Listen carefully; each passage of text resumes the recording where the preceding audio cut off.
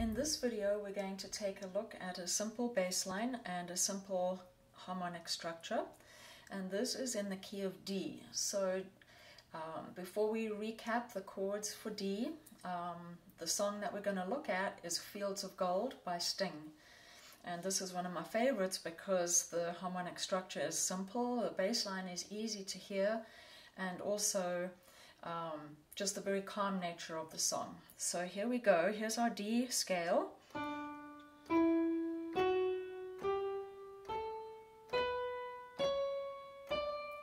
Now if I build triads on each of those chord notes, chord 1 will be D major, chord 2 will be E minor, chord 3 F sharp minor,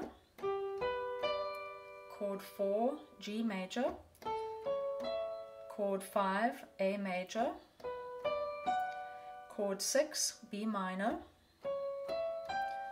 chord 7 C sharp diminished, and then back to chord 1 or 8, the 8th note of your scale.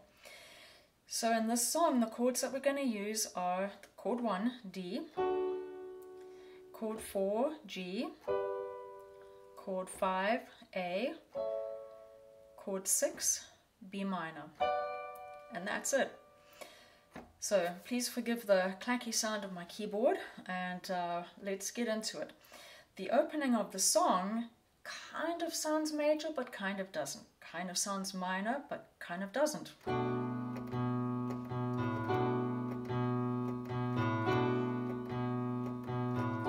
So that's the introduction, the opening. So very atmospheric, it's not quite major, not quite minor. So if you notice, the right hand is playing the D major chord notes. I'm inverting it and putting it in a second inversion. But the bass, you can clearly hear on the recording, the bass guitar is on the B note. So B is our 6th note in the D scale. 1, 2, 3, 4, 5, 6. So the chord should be a straight B minor, but what Sting does is he kind of cheats a little bit. He changes the chord so that he has a D chord with a B in the bass. So another name for that chord is B minor 7. If you take the B minor chord and you build a 7th above the B, you land on the A, and that is a minor 7th chord. B minor 7th. So if I invert that chord and I put the A at the bottom and put the B in the bass, lo and behold, I get chord 1. But because the bass note is a B, it turns chord 1 into chord 6. And chord 1 and chord 6 are related, as we've covered in one of my previous videos. So the introduction,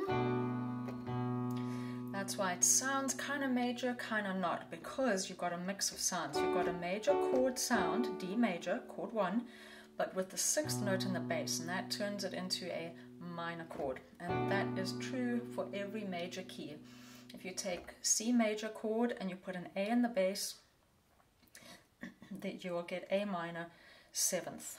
So, going on with this song, that'll be your introduction. And then the first line basically has 3 chords in it. You'll remember me, and the bass line walks down. When the west wind moves upon the fields, and then finally of barley. Right at the end of line 1, he has our resolution onto your D chord, and that is your key. So I'll go over that again. Your introduction. And then when the lyrics start, you'll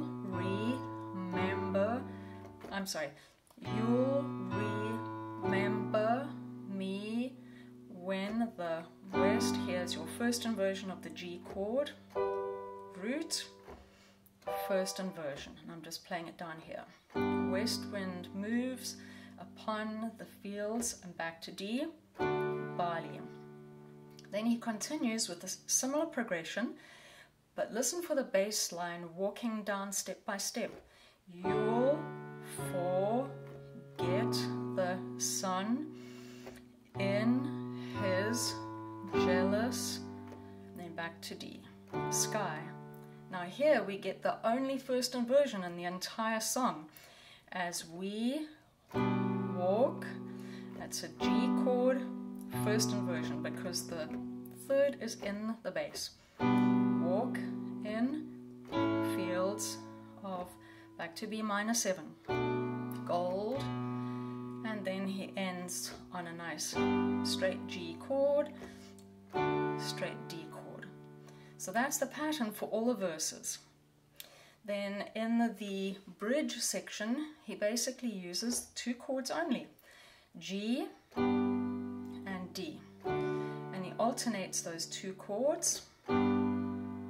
And then he does it a third time. And then he goes to his favorite ending for every single verse, which is G first inversion. Walk in fields of gold. And then he repeats that. Then for the instrumental section of the song, he follows the verse progression. Then he returns to the verse as usual, same progression. And then he ends off the song with this lovely calm ending, repeating, when we walked in fields of gold. Repeat, first inversion G, dominant, chord A, tonic, chord D. And then the instrumental section closes out the song, and I really like this because this is a nice calm ending. It's a chord 4 to chord 1 cadence, or chord ending. Sometimes it's called plagal. There's the G chord. And all the time, the D is sustaining in the bass. So really it's like a decorated plagal cadence. So there we are, have fun with that, and in this song, as I mentioned, you will be able to clearly hear the bass line moving down step by step, and when it moves back up to the tonic.